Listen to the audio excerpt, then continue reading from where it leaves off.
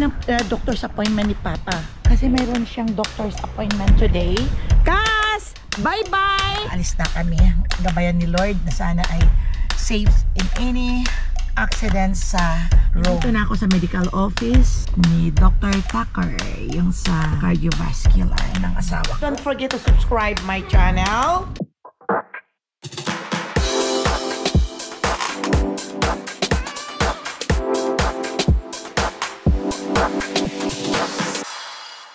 Welcome back to my channel. It's Mama Ella Bulano Vlog. Good morning dito sa Amerika. And today is Thursday. Tomorrow is Friday. And Saturday is the breakfast with Santa ni Zoe, ni Liam at saka ni Cash. Ngayon kami ni Papa Dudes ay pupunta kami ng doctor's appointment ni Papa. Kasi mayroon siyang doctor's appointment today sa kanyang cardiovascular sa heart niya. Kaya aalis na kami. At malamig talaga, my friends and friendship. Dito kami ngayon sa labas. Sobrang lamig kahit naka-sweater na ako, my friends and friendship. Ito, giniginaw pa rin ako. Nakaligay, ano naman ang isusuot ko? Hindi ready ako at hindi ako marunong magsuot ng pang-winter. Naka-ready lang ako, my friends and friendship, ang pang-summer. Na mga clothes yun ang aking, doon ako bagay. Nandito si Kashi, natid ng mami. O ito siya.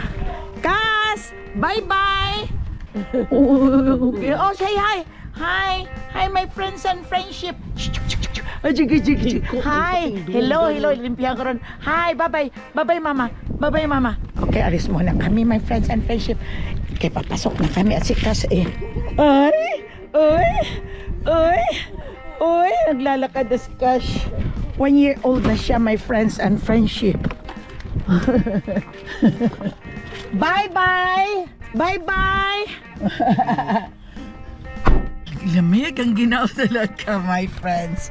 Kaya seatbelt muna ako. Doon sa Vallejo ang appointment ni Papa Dudes, kaya alis na muna kami. At kumusta pala kayo dyan? Nakalimutan ko tuloy. Ano ang ginagawa ninyo? At sana ay nandyan kayong lahat sa walang sakit. Yung good health ba? Yun ba, my friends and friendship? Kaya wag lang niyong pabayaan ang ating mga sarili. Ang inyong mga sarili. It's Christmas na, malapit na. Malapit na ang Christmas. So Merry Christmas na lang sa inyo, my friends and friendship. At sana ay abutan pa tayo ng maraming Christmas at enjoy lang ang buhay. Okay, ito si Cash. Oh.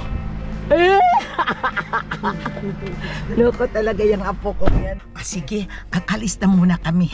Ang doktor na ito ni Papa ay sa heart niya, India. Maraming mga doktor na mga India at magagaling. Dr. Tucker ang pangalan ng doktor niya. Kaya pupunta kami doon.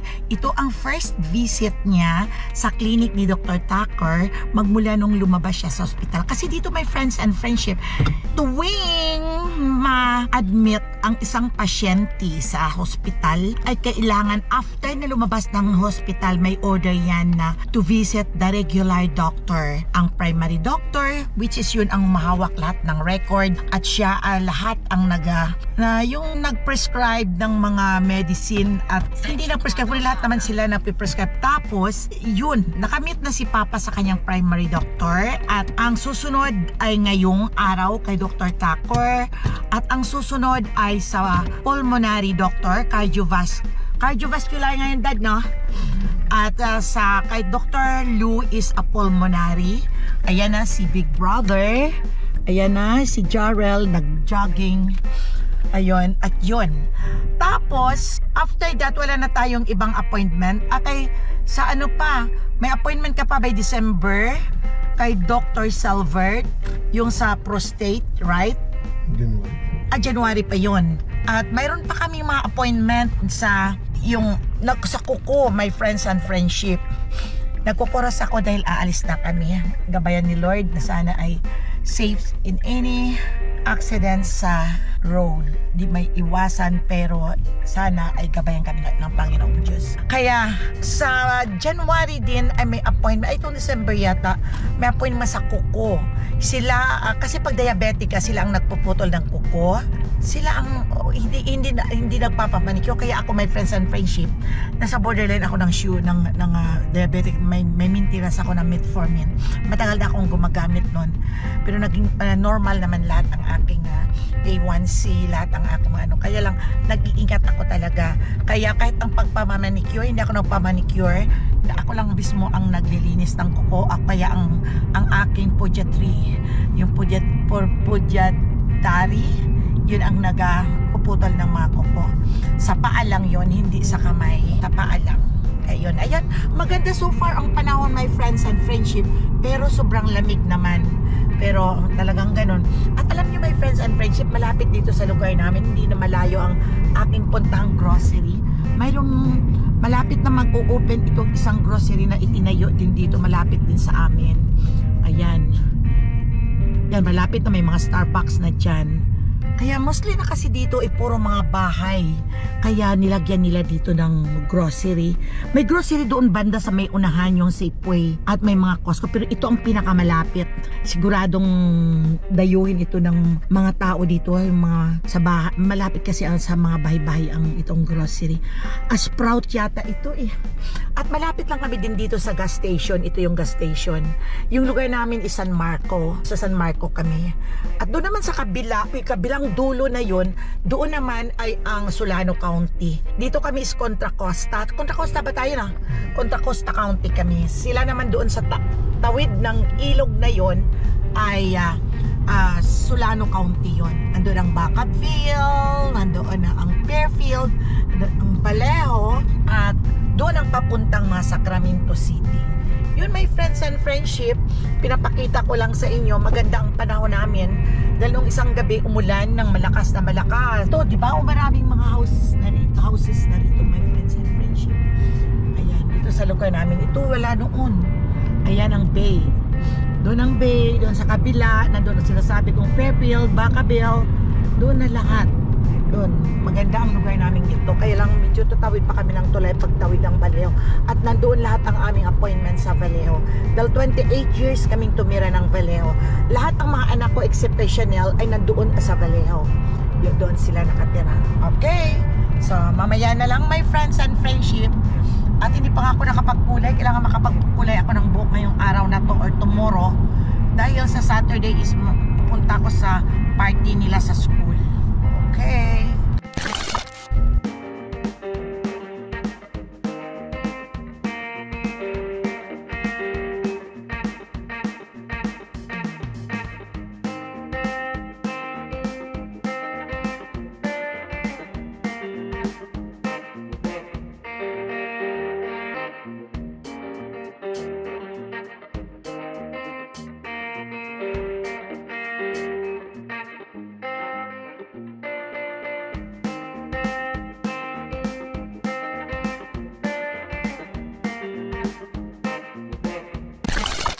Dumaan pa kami rito, my friends and friendship, sa primary doctor ni asawa. At ito ang primary doctor na pinupunta namin dito sa building na to. At malapit lang ang doktor niya sa cardiovascular din. Saan ang daan mo? Dito or doon? Dito. Andun sa kabilang building naman. Malapit-lapit lang. Nandito na ako sa medical office ni Dr. Tucker, yung sa cardiovascular ng asawa ko. Kaya dyan kami, malapit lang dito din sa primary doctor. Kaya maghanap kami. Ayun, may mga parking space naman yung handicap. But hindi tayo pwedeng pumasok dyan. Ayan. Nakalapit na. Kaya hindi namin maiwanan itong Vallejo dahil lahat ng mga appointment ay nandito kaming lahat. Lahat nandito ang mga doctor namin. Ayaw namin kasi mahirap kasi pag nagpalit ka na naman ng address. Katulad yung pag pinalit ako ang address na doon ako kay La Chanel. Hindi na namin pinalitan ang address namin sa dati naming address dahil magkakarambol-rambol na naman ang aming mga appointment sa doctor. Iba kasi dito rin.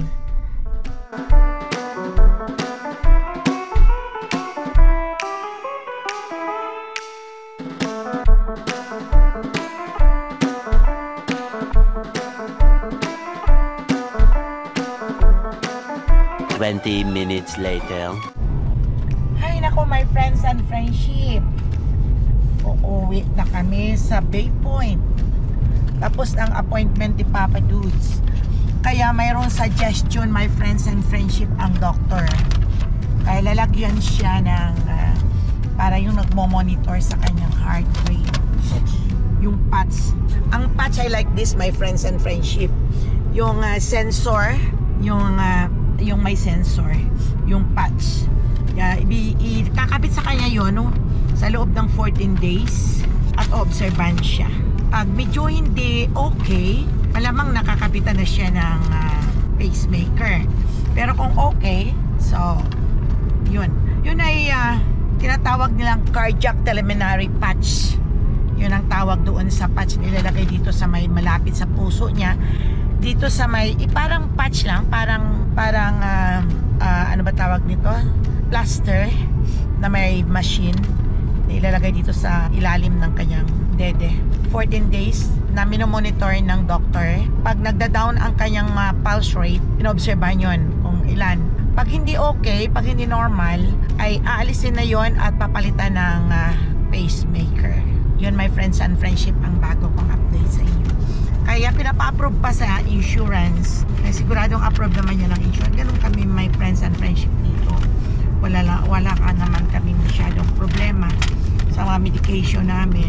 Lahat ay cover ng insurance. Kaya siguro kung nandiyan lang kami sa Philippines, hindi namin kaya ang mga ito.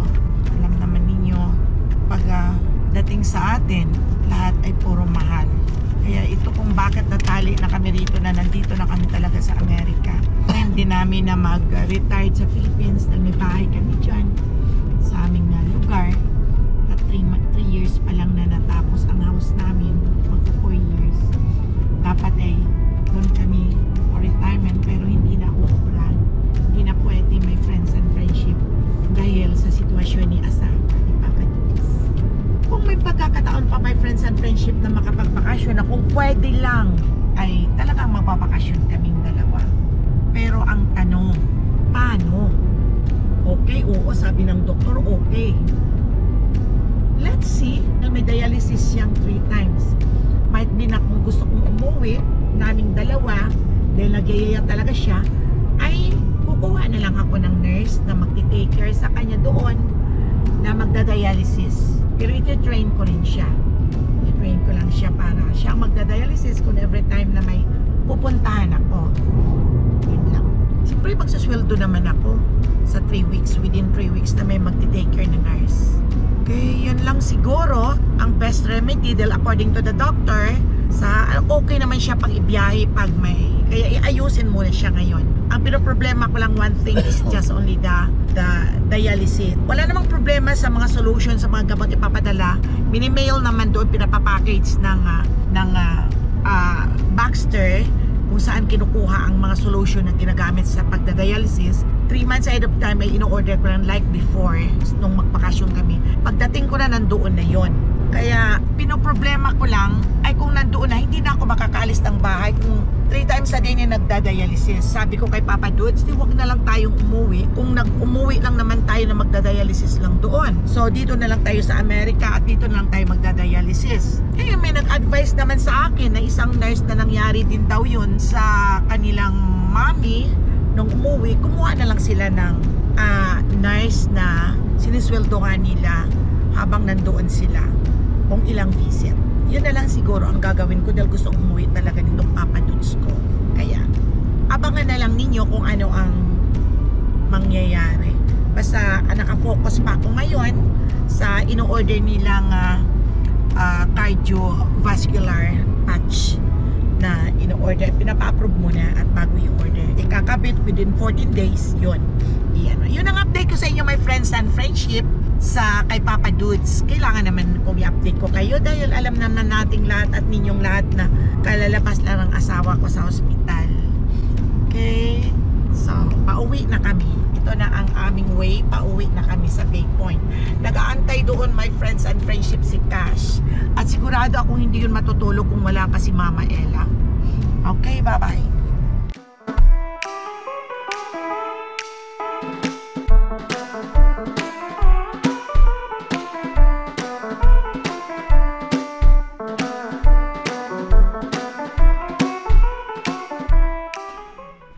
Kararating lang namin. nagpuyas ako pero inantay pa ako ni Cash. Hindi natulog mo. Hindi ako dumating. Nandito na siya, tulog na.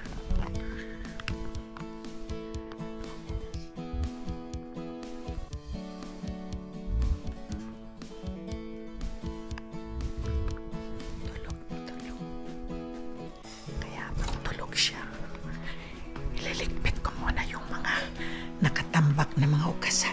Ganon. Dami nakatambak. Iniwanan ko kasi dito. Sila ikain lang ng kain. Ito mga bata na ito. Maasa nila. Maasa pa rin sila. Ito yung mga tinainin nila. Mga nilutuan nila. Hindi ako pwedeng magtagal dito na mamaya ititingnan ko rin doon si Cass at makabagising at mahulog. Pero sa ngayon, tulog na tulog dahil ang dapat ang tulog niya is 11. Wala na ako kasi may appointment. Ayaw ding matulog sa ate Mikel niya. Kasi ang nanay pumasok na sa trabaho, iniwanan si Chanel, pumasok din. Hindi naman marunong si Mikel magpatulog. Tama naman yung mga bata dito. Kaya ayun, tinatulog ko nung bati. Nag-antay pa sa akin ang antok ng bata. Inantay pa sa lola. Nung dumating ako, pinatulog ko na. Ayun, nakatulog na. Kaya sabi ko kay Papa, ikaw na lang kako maghanap ng makain mo. Total meron pa namang leftover na pagkain. Kumain ka na lang dyan. Mabuti meron ako kaninang nilutong langgunisa. Tsaka may leftover na sabaw. Yan, ano ang pagkain niya. May leftover na sabaw. May langgunisa. Kaya ito na lang ang kakainin ni Papa Dudes. Ayun. Ito yung suka. Kumain ka na dyan. O, diba? Dito tapos na. Ito kay i-dishwash ko na ito. Hindi ko na antayin yung kinainan mo, ha? Hindi na? I-dishwash ko na to? Bahala. Ayaw. Antayin ko na lang. Maya ko na i-dishwash. Antayin ko sa'yo para hindi nakatambak dito ang hugasan. Kaya antayin ko na lang kinakainan mo. Okay? I-dishwash ko na ito pag matapos na si Papa Dudes, my friends and friendship. Ay, ganun talaga, nag-aantay kahit hindi ko pwedeng matakasan itong mga hugasan dito sa bahay at mga gawaing bahay. Kahit saan ako pumunta, pagbalik ko yung nag-aantay sa akin. Ayun, my friends and friendship, this is my life! Okay, bye-bye.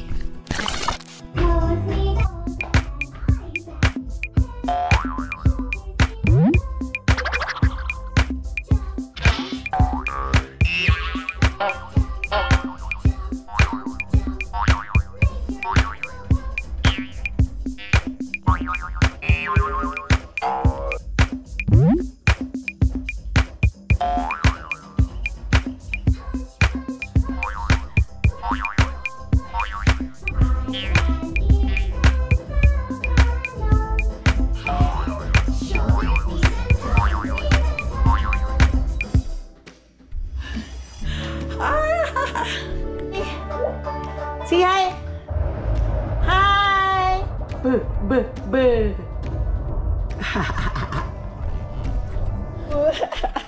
Tingnan mo yung pinagagawa niya.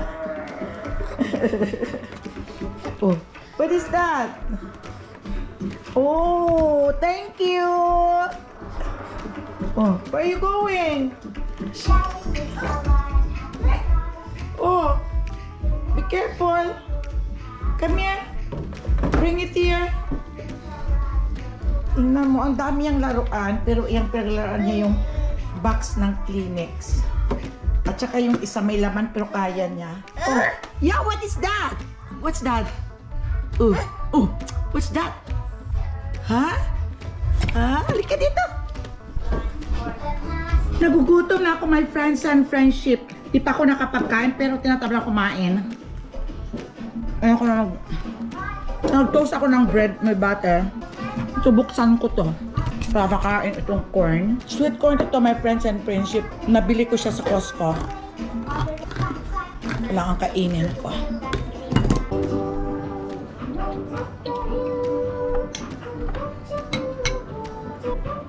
Buti laro lang siya ng laro. Yan, naglalaro lang siya. Where are you going? Yes.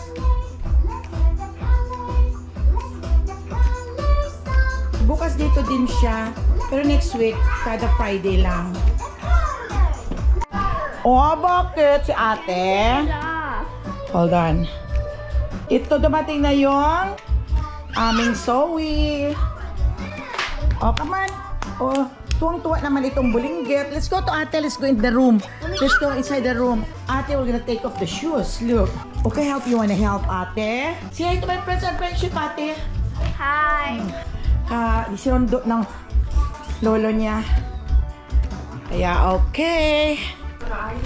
Hanggang sa muling pagkikita natin sa susunod kong vlog, my friends and friendship. So, hanggang dito na lang tayo. And don't forget to subscribe my channel. Don't forget to like, subscribe, comment down below the box, and hit that notification bell. Thank you, my friends and friendship, for watching. Bye.